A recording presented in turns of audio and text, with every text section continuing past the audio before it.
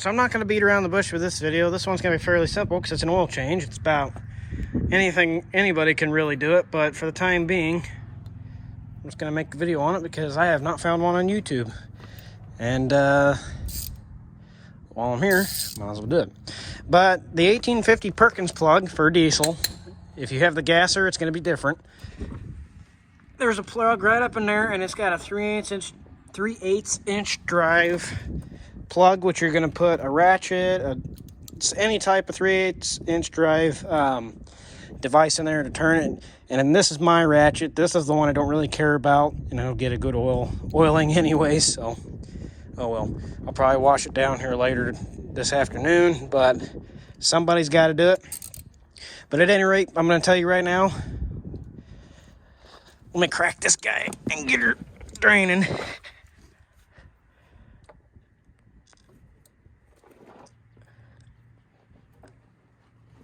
Jesus.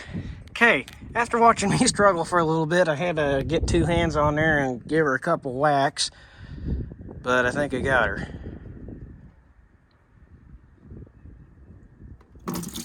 Yeah, I figured that would happen.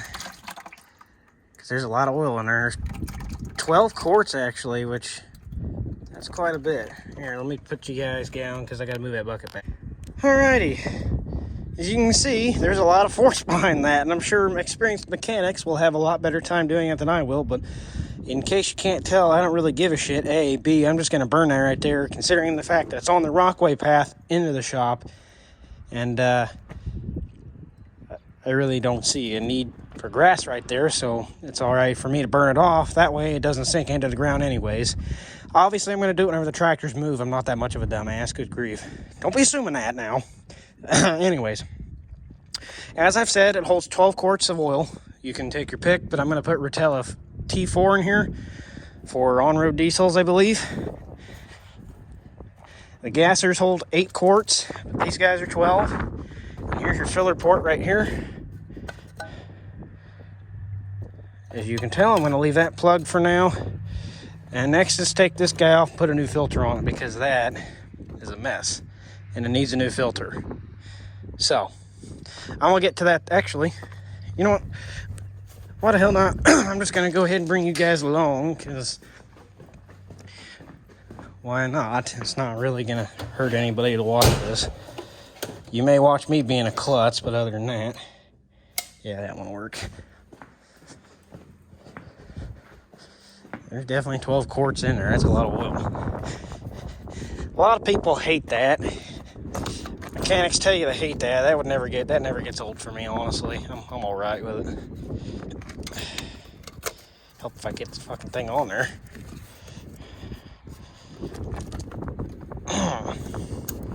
She's on there good. Come on. Them wires don't help any, so of course, just a little thing, but that's it. Best idea would probably wait till that guy's done, put the drain plug in it, and then move that over there, under there, because I'm sure there's going to be oil in that oil filter. Really, I'm not going to change fuel filters just yet, but I might a little later, because don't really want to as of right now. This thing is, like I said, doesn't get run enough. One thing at a time kind of deal. She's getting taken care of, though.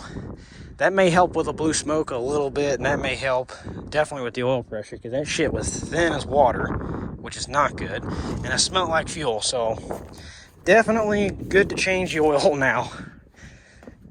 And I suspected that there was fuel in it before, but yeah, now it really needs it done. I'm just going to leave that rag down there because it's soaked enough to where the wind won't blow it away, and I'm just going to burn that spot anyways, like I said later. Really, this thing needs filters all the way around, which we'll get around to, because this thing's gonna be put. I think we're gonna put this thing on the plow, on the 4-bottom plow we have over there. And I bet the reason why it leaks right there is because that guy was left on. And this was not my doing. My dad takes care of stuff, but sometimes he's a little forgetful.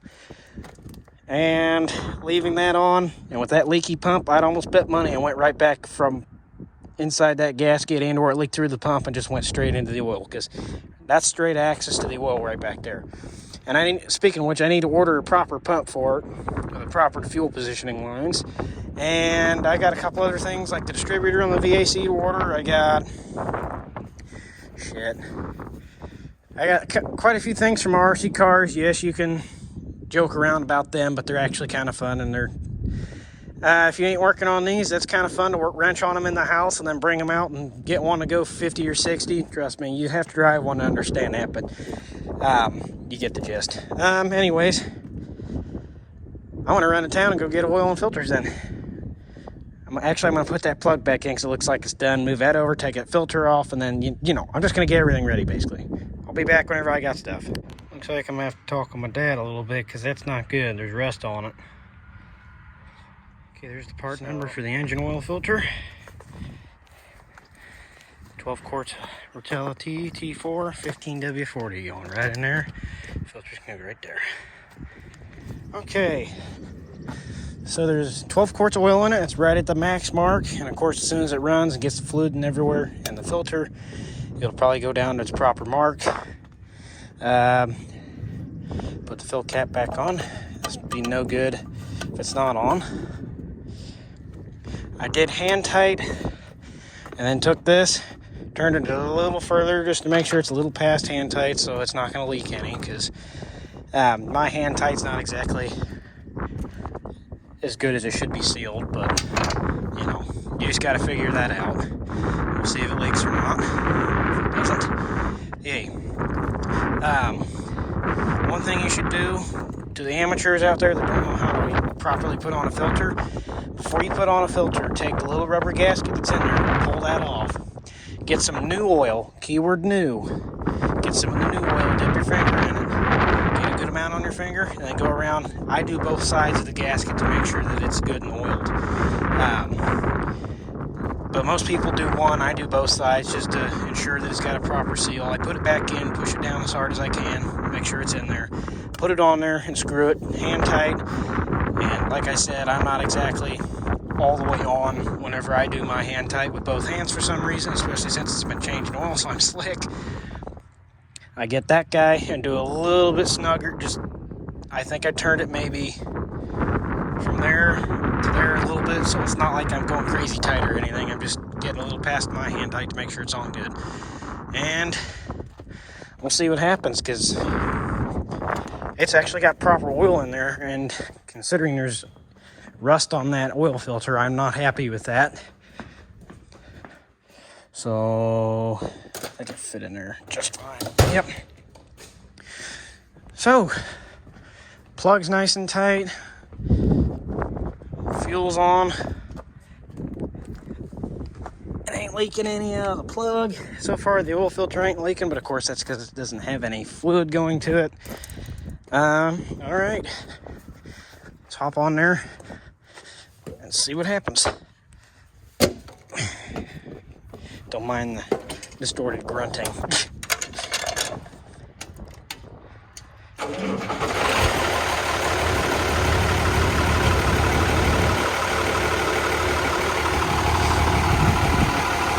There it goes.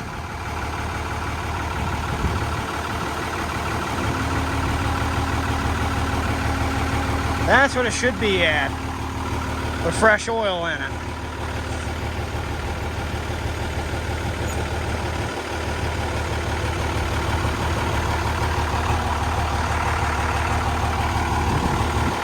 Okay, that's pretty good.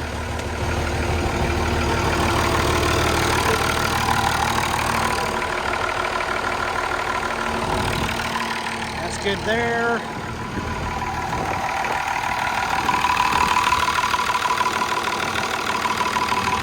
Dry as a bone. Dry as a bone, and we're good to go. Now she's got good oil in her.